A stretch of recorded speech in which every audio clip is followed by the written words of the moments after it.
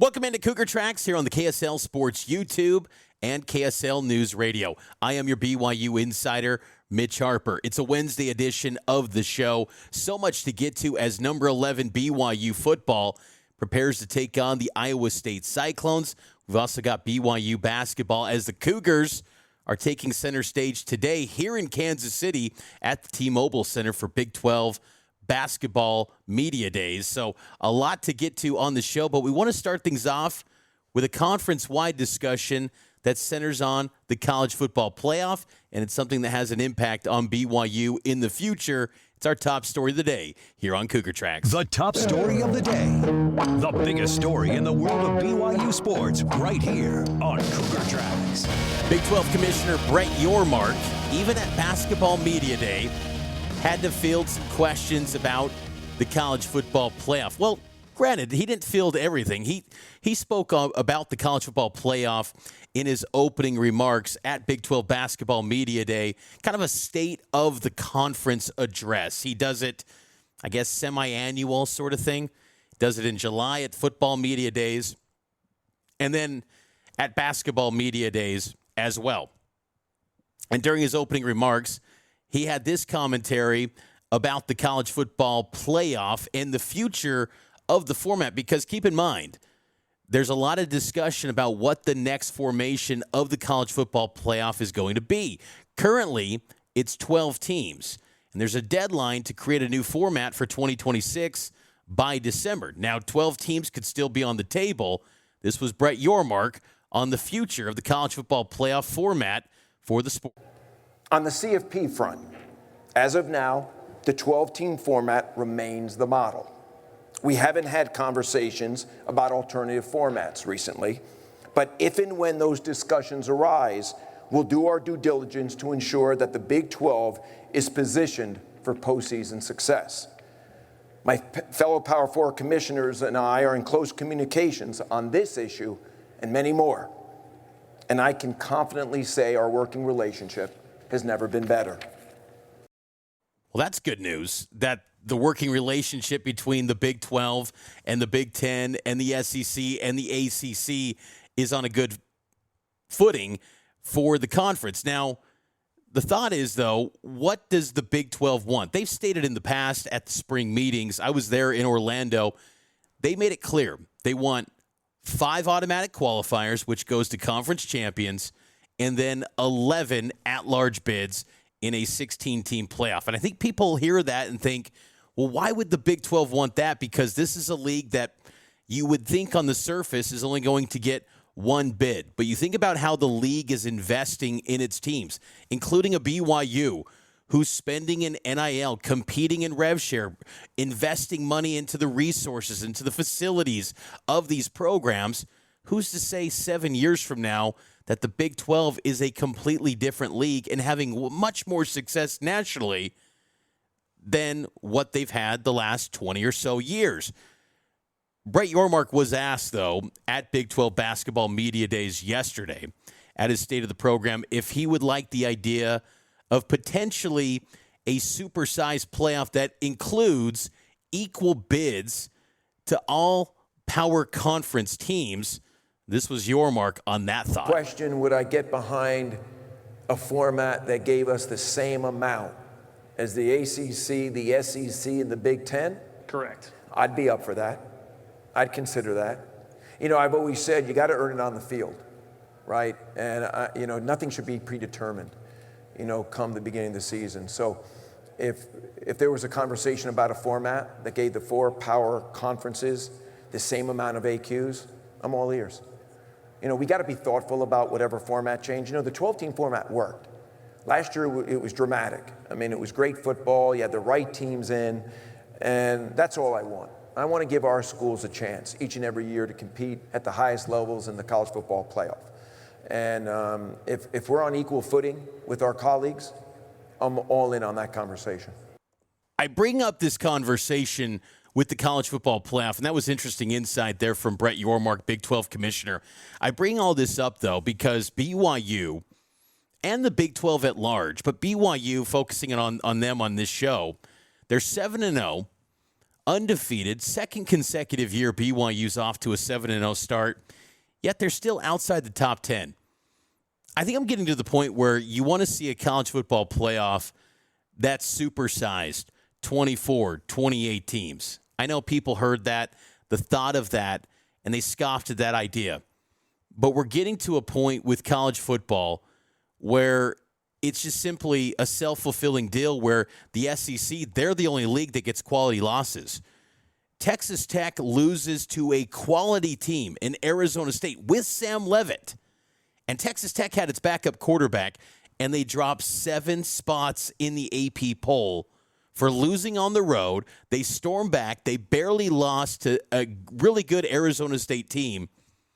Not a quality loss. Drop them 7 spots. There's no margin for error in the Big 12.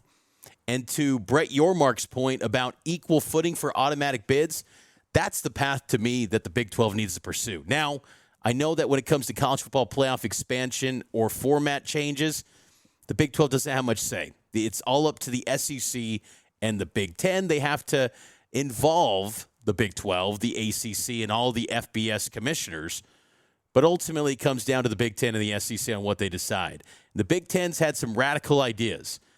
But I just think with how college football is evolving and how every single week anything can happen in this sport, why not have a 24-team playoff? Because I feel really good about BYU having the chance to get into that field.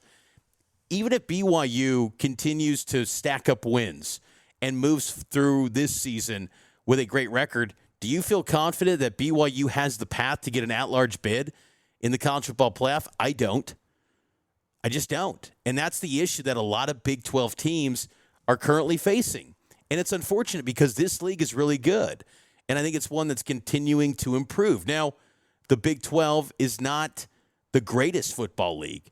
But still, I think it's highly competitive in this conference in that anyone can go down on any given week unless you're playing West Virginia or Oklahoma State. But everyone else could beat you on any given week. So I think the college football playoff conversation is very interesting because BYU is showing that they are going to be a program that needs to be in the conversation. When you win 18 of 20 games, you're a team that should be in the playoff conversation, yet no one ever talks about BYU. It's almost like it's just like a throwaway thought. Well, they're the one Big 12 team, so let's throw them into the playoff projections just because we only see one team from the Big 12 getting into the playoff. I think the 5+11 would be great. I would like that situation, but then you're putting a lot into the selection committee, and I just don't have much confidence in a selection committee giving any benefit of the doubt to these Big 12 programs going forward. But a supersized playoff where you have to let teams in. You have to get the field of 24 in, and that's going to include a handful of Big 12 teams. I honestly prefer that because then you play it out on the field. 4 SEC, 4 Big 10, 4 Big 12, 4 ACC. Let's see who really is the best conference now. Because week after week now, it's just this narratives that have been built over decades of time that really don't apply to today's college football. Let's settle it on the field and let's see an expanded, supersized college football playoff format where everyone's got equal automatic qualifiers. And then let's see who the best conferences are in college football. And I would like to think that the Big 12 could hold its own and be very competitive in that setup. Let's take a break. It's Cougar Tracks here on KSL Sports, YouTube, and KSL News Radio.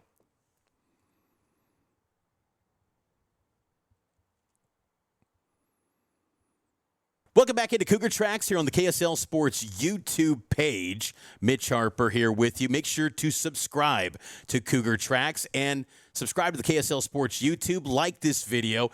Get the notification bell so you can be updated on whenever you get KSL Sports videos, including Cougar Tracks on this feed. And also the audio format. Please subscribe. Leave a 5-star rating and a review. Been loving the daily format, and it's all motivation to give you quality BYU sports talk and content every single day that's thought-provoking, that's insightful, next-level commentary on the Cougars and the teams that you love. So I'm out here in Kansas City, and I was at Big 12 Basketball Media Days yesterday here in KC, and the women's took center stage at the T-Mobile Center. It was kind of an interesting setup. Got the chance to hear from Lee Cummard. You'll hear that interview coming up here shortly. And saw a lot of the women's teams. Hard to kind of make out what the hierarchy in Big 12 women's basketball is this year.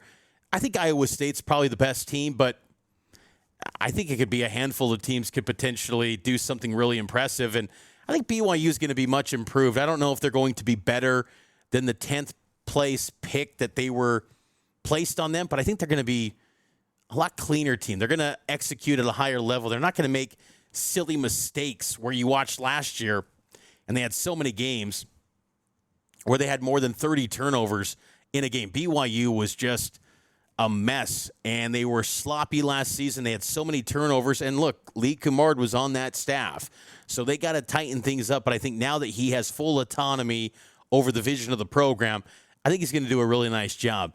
But looking around Big 12 basketball media days, Lethal Shooter, the popular YouTuber and social media influencer, he was there, and he was dropping buckets, man. It's not just AI-generated his shooting. Like, it was legit. He was knocking down shot after shot after shot.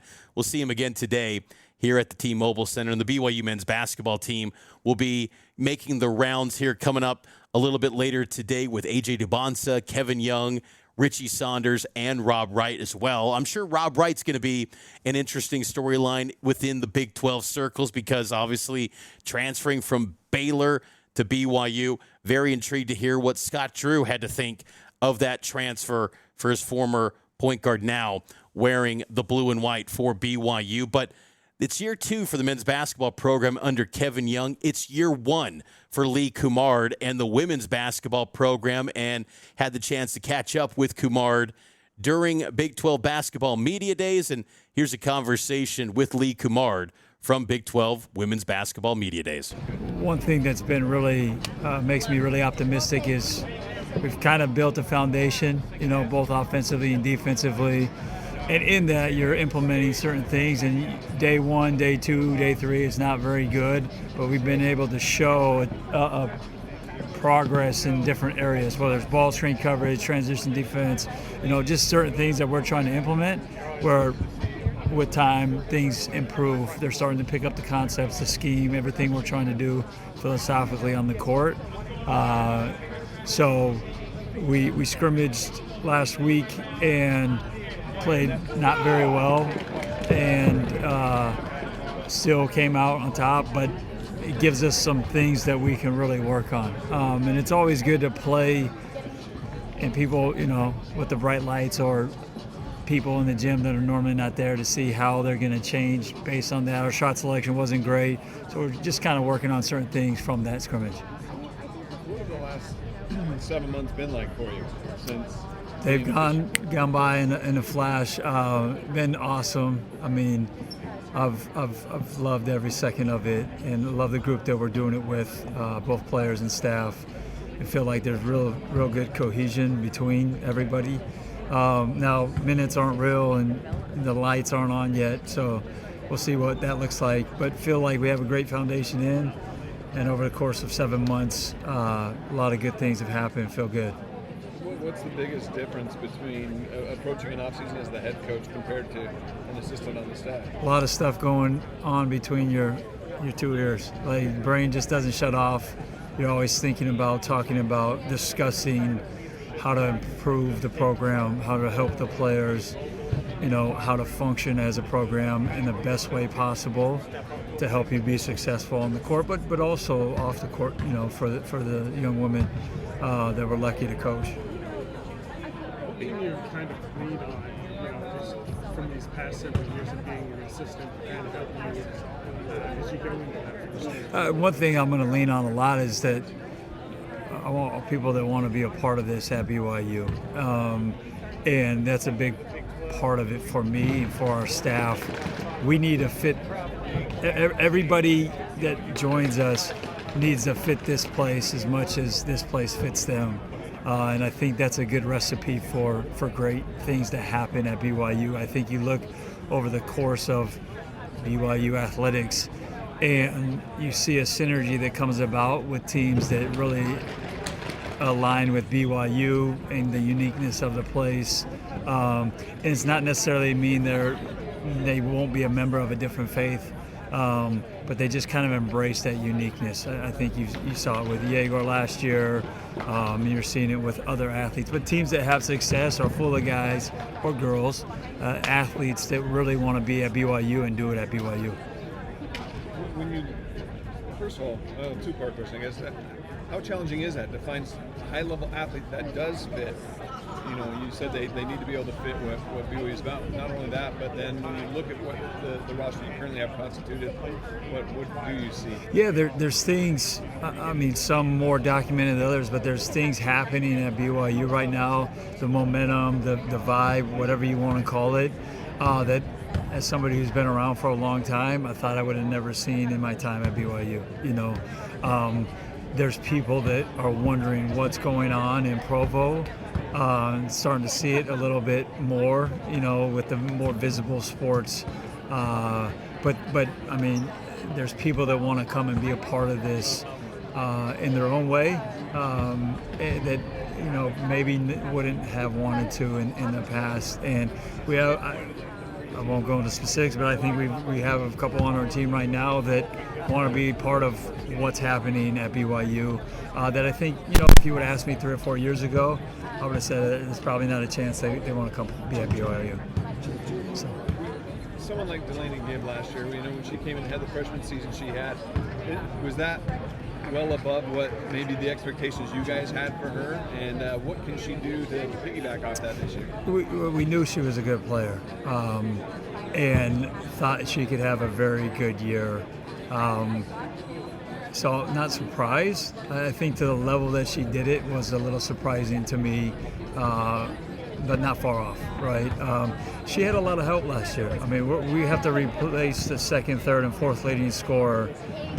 She's not going to surprise anybody this year. She knows that. She's been preparing for it, wants to take on that challenge, and look forward to a jump from her as well. And it may be statistically, but it's also going to be leadership-wise, how vocal she is, some of that growth of maturing on the basketball court and running a team as a floor general. Your team got picked 10th in the coaches poll. Yeah. How do you use that as motivation? Yeah, we just use it as the reality, right? Like, there's some great coaches in the league. I believe we have the 5th most scoring back, returning scoring. Neither good nor bad. Here's where our league thinks we're at.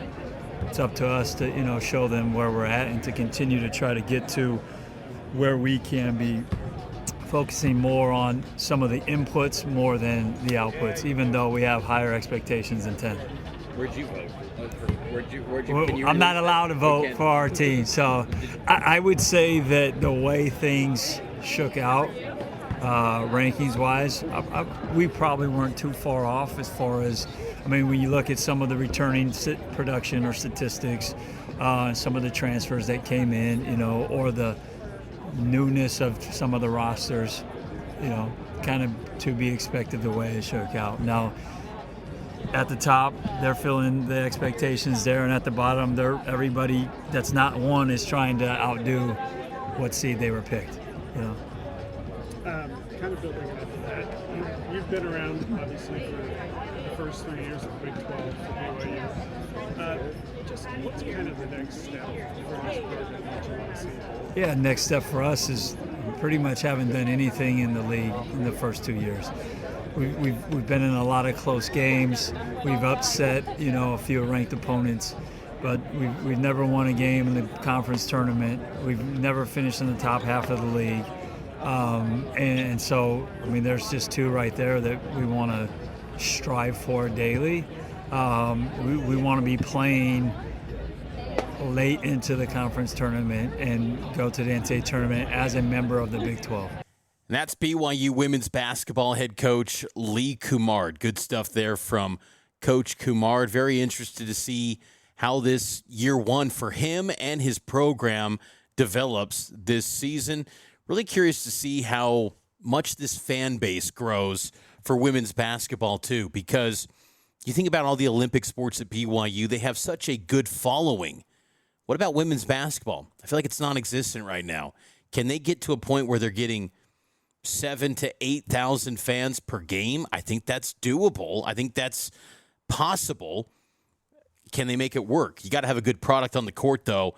And to have someone like a Delaney Gibb, who's a superstar potentially in women's college basketball, that could definitely help the cause. There was a lot of stations. There was a SI swimsuit, makeup station for the athletes to go through. There was a lot of different other events that were kind of behind the scenes for players to go through. ESPN, Fox, NBC, TNT, all here in Kansas City. So an eventful day for the women. And again, the men going through this afternoon here in Kansas City. Let's take our final break. On the other side, we'll get back to BYU football as the Cougars continue preparations for the Iowa State Cyclones this weekend in Ames. You'll hear my conversation with Bruce Mitchell next here on Cougar Tracks.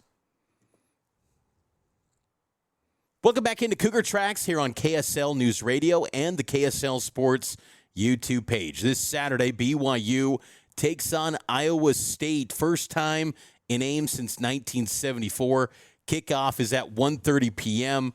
with extended pregame coverage from Ames beginning at 10 a.m. Between the Cougs and the Cyclones, BYU has never beat Iowa State in its history. Never. They're winless against the Cyclones, so BYU looking to get their first ever win against Iowa State. And one of the guys that's going to be in the trenches battling against Iowa State's 3-3-5 defense is BYU starting center, Bruce Mitchell. I had the chance to catch up with Bruce yesterday after practice. This is my conversation with BYU offensive lineman, starting center, Bruce Mitchell. Welcome back into KSL News Radio and KSLSports.com. BYU football getting ready to take on the Iowa State Cyclones this week. And joining me is BYU offensive lineman Bruce Mitchell. And Bruce, it felt like that win over Utah, dare I say, maybe it was your best game of your BYU career. Would you agree with that? Yeah, it was a good one. I think they came out and played a little base, so it's always fun for an offensive lineman when they're just going to stand there. And they didn't blitz a whole lot, didn't move the guys a whole lot. So I definitely played one of my better games, but hopefully I have some better ones later on in this year. No question. And do you think part of it was just maybe Utah, again, staying in that base and not throwing any – do you feel like they didn't throw anything exotic at you guys?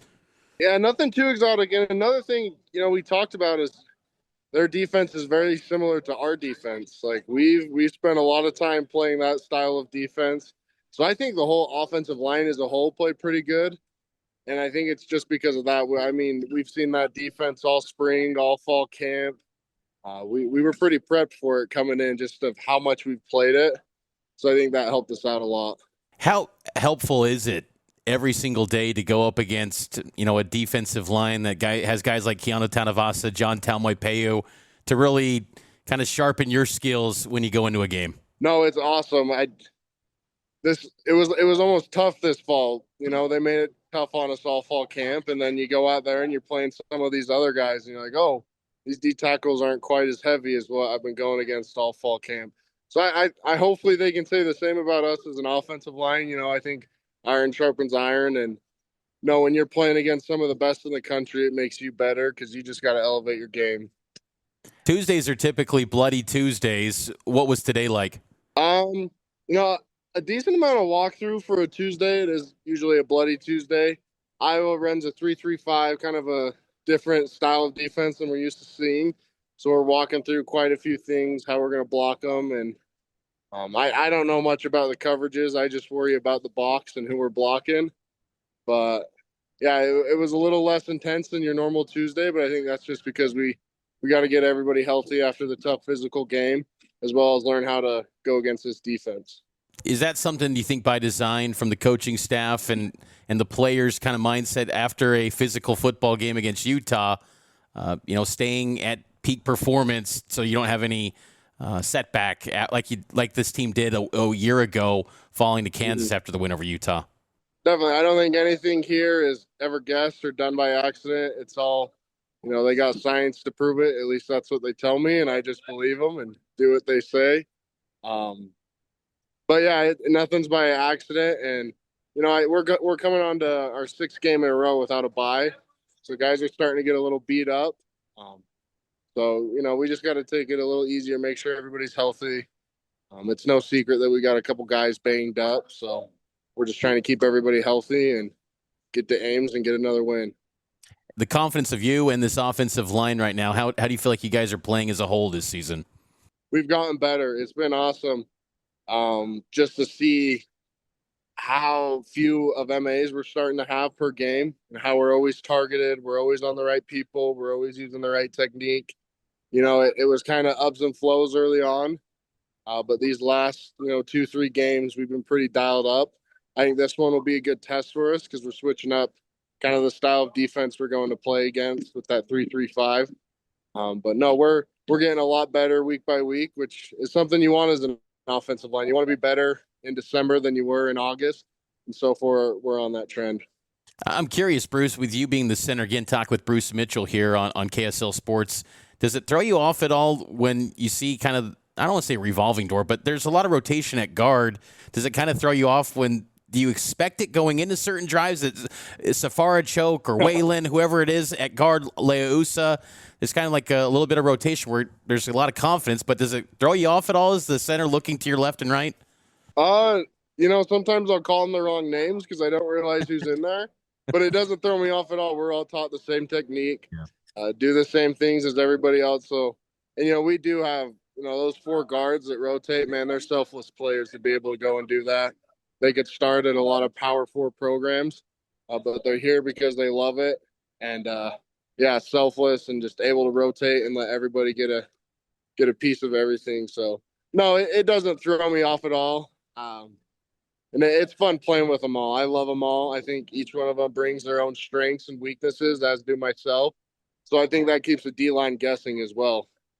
How fun was it to see Bear Bachmeyer after the win over Utah? Waylon posted on social media his little rap beat for Sonny Mocassini. Are we going to see more raps from Bear if you guys keep piling up wins? I don't know. Maybe we'll have to get a video camera on him more often, I guess. But no, Bear's such an awesome kid. It's crazy that he's 19 and so poised, but then at the end of the day, sometimes some things he does, I'm like, okay, that is a 19-year-old kid surrounded by a bunch of 24-year-olds. But no, he's awesome. Such a good locker room guy. He's a great leader for this team as well in this offense, and he's just a ball player. You can see in how he plays that he just wants to go out there and win. How comfortable and chemistry-wise have you evolved with Bear throughout this season? That's great. I mean, I feel really comfortable with Bear. So does everybody else in the huddle. He's over here. He's waving to me. Mitch. But no, Bear's an awesome guy. We got a great chemistry with him. And like I said, I remember it was the Arizona game. I kept smiling at him, trying to make it light and things. And he was just laser focused, nothing but win. So that's something you got to love about him. And yeah, great chemistry with Bear. And yeah. Last thing for you, Bruce, and appreciate the time. Your thoughts on, I know you brought up Iowa State, but how much do you enjoy going on the road with your teammates? Who's your roommate, and how much do you enjoy these road opportunities? So, I mean, that's one of those things when I think back on, like, obviously I still got another season in this year, but, man, you're going to miss those road trips. It's so fun going with your buddies to the hotels and just spending – however long it is with there. We play a lot of Clash Royale with each other, which is always fun. My roommate's Andrew Gentry, which I appreciate. He's not a snorer, so we can both get good rest. No, it's so much fun. And then it's fun going into a hostile environment. I prefer no crowd noise at Lavelle Edwards. That's always best, but it's always fun going into a hostile environment, being able to see a crowd get quiet when you score a touchdown or something. So, definitely looking forward to this Saturday and, the fun times on and off the field. Well, best of luck, Bruce. Appreciate the time and looking forward to more of those good times for you guys going forward. All right. Thank you, Mitch. That's BYU offensive lineman Bruce Mitchell. Appreciate him carving out some time for me this week. And that's going to do it for this edition of Cougar Tracks. I hope all of you enjoyed it. Make sure to subscribe to the show wherever you get your podcast and check out the KSL Sports YouTube page. Coming back tomorrow here on Cougar Tracks, full recap of Big 12 Basketball Media Day with the BYU men's basketball team. Looking forward to that tomorrow, and also a breakdown of the Iowa State Cyclones right here on Cougar Tracks on KSL News Radio and the KSL Sports YouTube page.